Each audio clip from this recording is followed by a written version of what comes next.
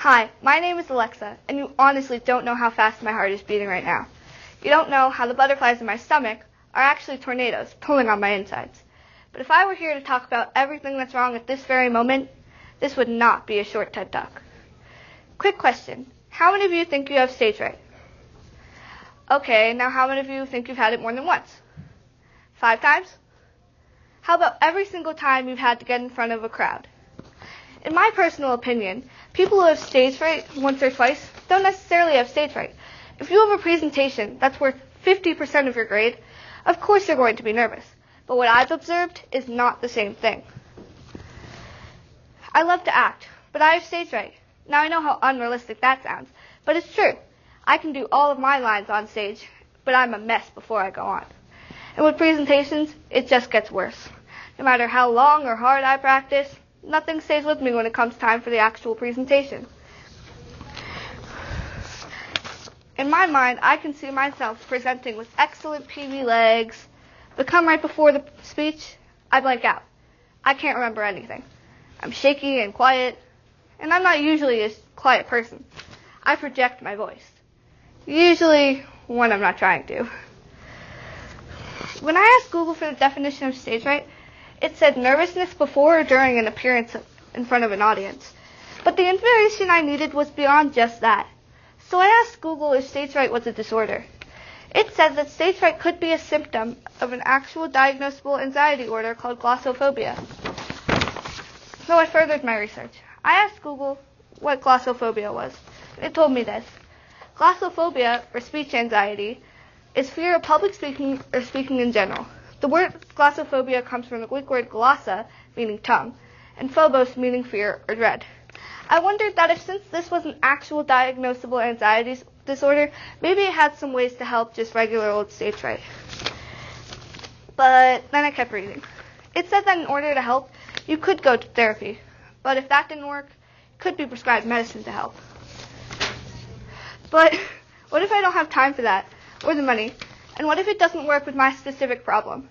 Well, that's what I want to talk about next. There are 4 different parts of stage fright. Anticipation is the expectation of a negative and unrealistic images of the performance. Avoidance is the desire to avoid doing the task.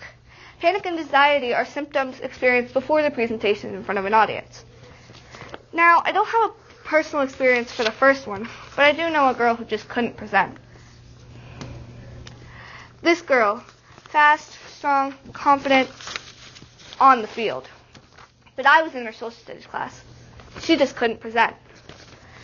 And it wasn't because her presentations were bad or anything. They were probably one of the best in the class. But she'd get up front, pull up her presentations, note cards ready, but when she turned around, she went wide-eyed. She tried to talk, but stammered. And then she just turned and faced the door. And just like that, she'd given up. I don't want to freeze up or blank out every time I try to have fun and act. I don't want that to happen to anyone, so I found ways to help. I actually got this first way from another TED Talk, Power Poses. Now, for those of you who don't recognize this TED Talk showcases a helpful way to appear calm and confident. This helpful way is to do power poses. Power posing is taking a position that can make you feel powerful. This talk showed that just doing power posing for 2 minutes helps significantly in their overall performance. So if you have a presentation or something that's making you nervous, do a power pose. There are so many to choose from. There's the Victory, the CEO, the Wonder Woman, and even some where you're sitting down with your feet on your desk. But if that doesn't help, I do have 2 other ways that might help you. If it's a project you know of in advance, I advise you to practice, but not alone, at least not all the time. I feel that if you start off with 6 people, it's not going to help you progress. In fact, I would start off just presenting in front of 1 person. My one last way is to practice in front of a mirror. Yes, presenting in front of 1 person helps with the audience factor, but it has been discovered that you are most judgmental towards yourself. And if you don't think you're going to look fine, it can truly affect on how you end up presenting. So, practice in front of the mirror. Give yourself full attention and full eye contact. I hope that if you do these 3 things, you will find noticeable results. but maybe just these exercises won't help. But that doesn't mean give up, because every case is different, but every case deserves a chance to be helped. Thank you. I hate all of you. Whoa.